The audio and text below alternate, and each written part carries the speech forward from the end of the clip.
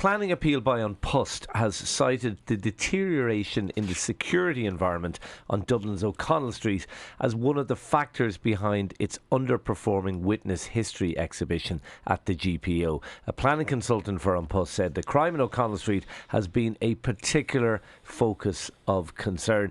It got us talking this morning, Ciara. How do we fix O'Connell Street? Does it need to be fixed, and how do we fix O'Connell Street? I think two things. I think it does need to be fixed. I'm somebody, I don't want to kick O'Connell Street, right? Because I have a real affection for it. I used to work in that area when I was young, and I genuinely, it was kind of a stomping ground of mine, and I do have a genuine affection for it. So I'm not kind of just trying to be dismissive of it.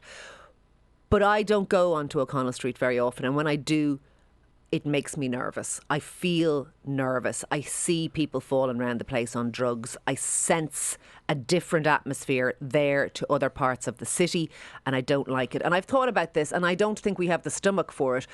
But I am of the mind that what needs to happen in O'Connell Street, and I sound like some lock 'em up and throw away the key person, needs to be what happened in New York when they cleaned up the streets in New York, because New York used to have an intimidating antisocial behaviour, crime, drugs, all of that sort of stuff, and they did a zero tolerance crackdown on any infringements of the law. So if you took drugs openly, if you were in an intoxicated state, if you were doing anything, you were picked up and moved on, and they cracked down on the streets and they changed the face of New York. But I believe this, like, you know, I know the argument, oh, but it's not just about policing, there's other things.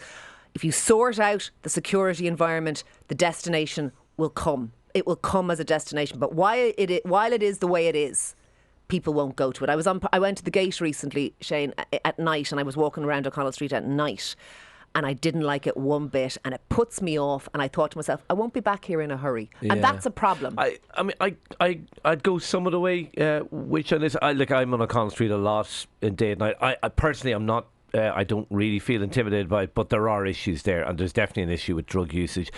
I don't think zero tolerance would work. I think we definitely need a more visible policing presence on the ground. I think that's absolutely essential.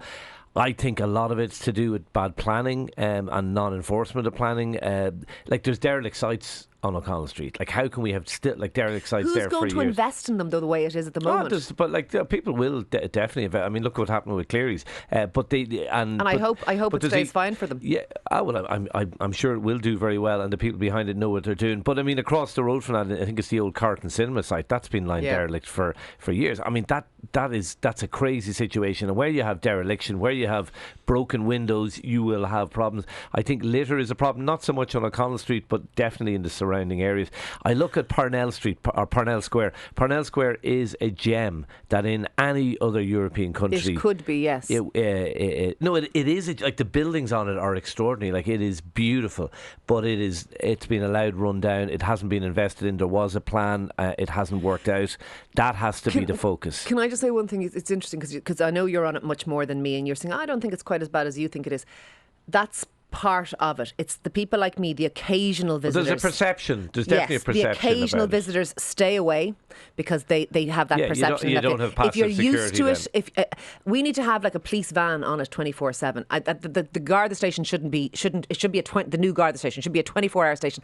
I think it should be zero tolerance. I am willing for that to happen, but I know most people I don't think have the stomach for it. It's not at the stomach. I just think it's too simplistic here. Like, you arrest people, they're going to be out the next day. But I certainly think there needs to be a Garda presence. When you hang around O'Connell Street, you stop hanging around O'Connell Street. Yeah, I mean, there needs to be a Garda presence there. I'm not sure zero tolerance in itself is the answer.